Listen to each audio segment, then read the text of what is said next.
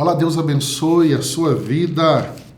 Hoje nós vamos ler 4 capítulos. Nós vamos ler o capítulo 4, 5, 6 e 7 de Miqueias. Nós vamos encerrar esse livro hoje. Vamos ler 4 capítulos, senão ficaria um capítulo só para amanhã. Capítulo 4 de Miqueias, que nós temos aqui, o capítulo 4, Miqueias profetiza a futura restauração de Jerusalém. Então ele fala sobre esse futuro reino de paz. E ele está apontando aqui para o reinado messiânico, o reinado de Cristo. Então o capítulo 4 começa com uma visão gloriosa. Fim dos dias. Nos últimos dias acontecerá que o monte do templo do Senhor será estabelecido como principal entre os montes, e se elevará acima das colinas, e os povos a ele correrão. E aí o verso 2 começa dizendo, muitas nações virão.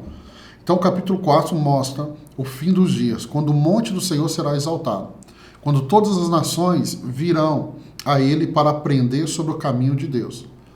E aí o verso 3 fala da justiça de Deus que prevalecerá, e as armas de guerra serão transformadas em ferramentas de colheita. Que profecia linda essa aqui. Isso reflete uma era de paz e uma era de prosperidade. Miqueias também profetiza a restauração de Israel, que será reunida como remanescente fiel. Então, pastor, volta e meia eu vejo essa mensagem, Deus trazendo de volta, sim, porque no juízo que Deus trouxe, Deus espalha Israel, agora Deus está trazendo ela de volta. E aí o capítulo 4 encerra mencionando a libertação de Jerusalém, após um período de aflição, quando Deus trará justiça e restauração. Esse é o capítulo 4. Vamos para o capítulo 5? O capítulo 5, nós temos aqui o propósito do profeta Miqueias, é profetizar o nascimento do Messias em Belém.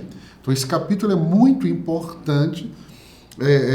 Por quê? Porque ela aponta a profecia sobre o nascimento do Messias em Belém. Esse nascimento que trará libertação e restauração ao povo de Deus. Belém aqui é uma pequena vila, eu tive a oportunidade de visitá-las esse ano de 2024, dá para você ver ali, era um campo, uma cidade com havia muito campo de pastores. Então o que temos aqui? É o capítulo 5 começando com uma previsão de dificuldade para Jerusalém. Então começa com uma dificuldade. E aí, mais rapidamente, muda para uma profecia do nascimento. Vamos ver, ó.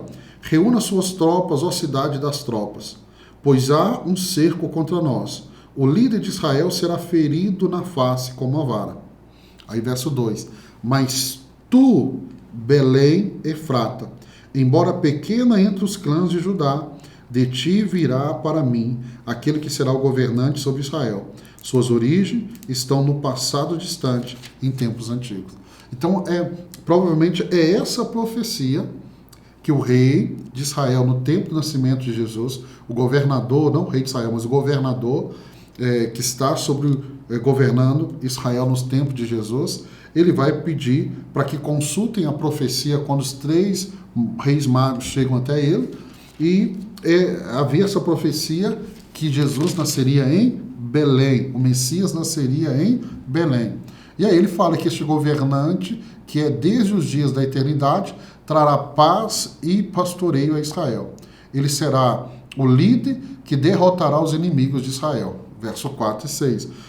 Por isso que havia uma expectativa que quando o Messias viesse, esta restauração seria do governo.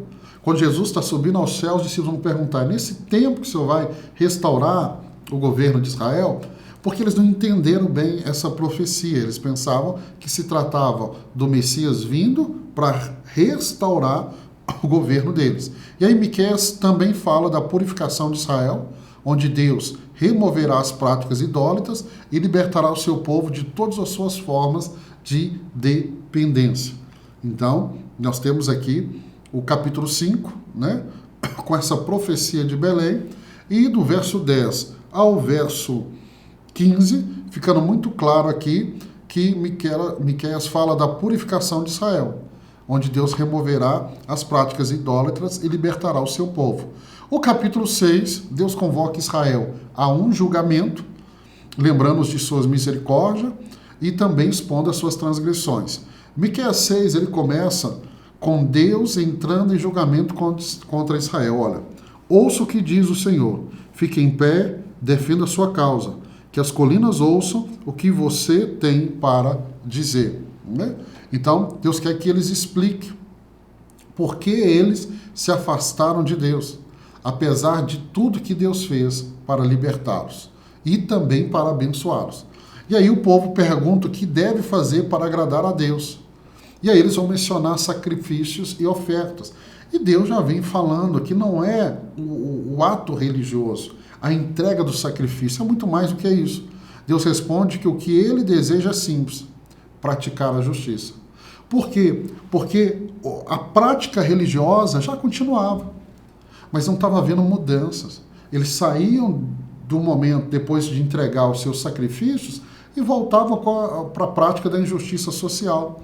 E aí o capítulo 6 termina com uma advertência sobre o julgamento que virá por causa da injustiça e da desonestidade e da opressão que prevalece na terra. Você percebe que nessa sequência dos profetas menores, essa causa da justiça social, ela está mais evidente. Eu gosto muito deles por causa disso. E aí chegamos ao capítulo 7.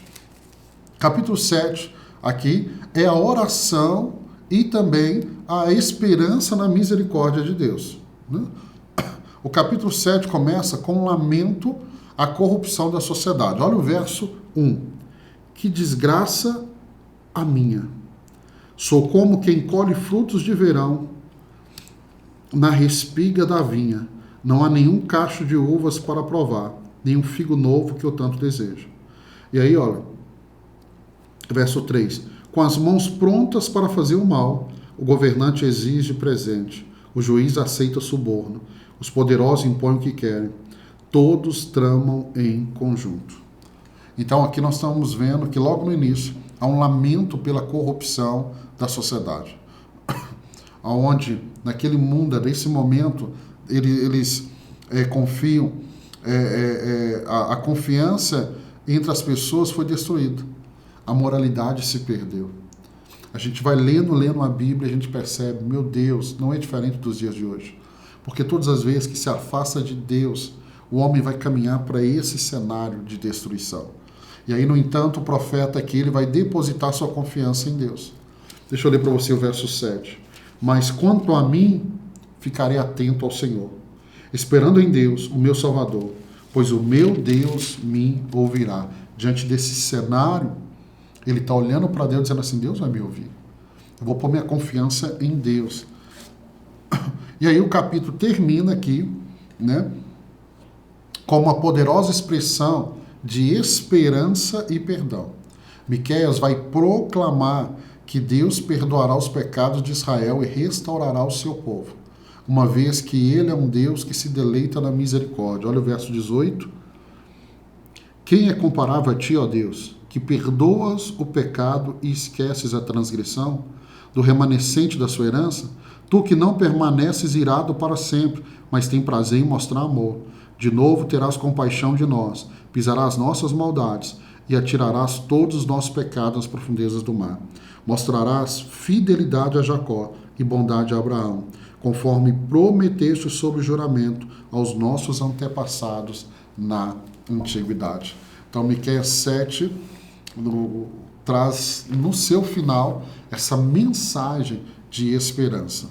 E aí nós precisamos ver que toda a Bíblia nós temos uma mensagem de esperança. Por exemplo, Lucas capítulo 15, do filho pródigo, que sai da casa do pai, mas ele volta e o pai está de braços abertos.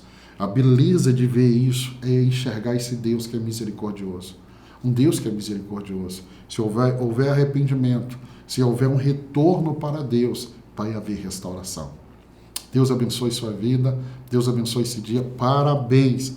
Terminamos mais um livro da Bíblia e amanhã, se Deus permitir, nós começamos um novo livro. Deus te abençoe.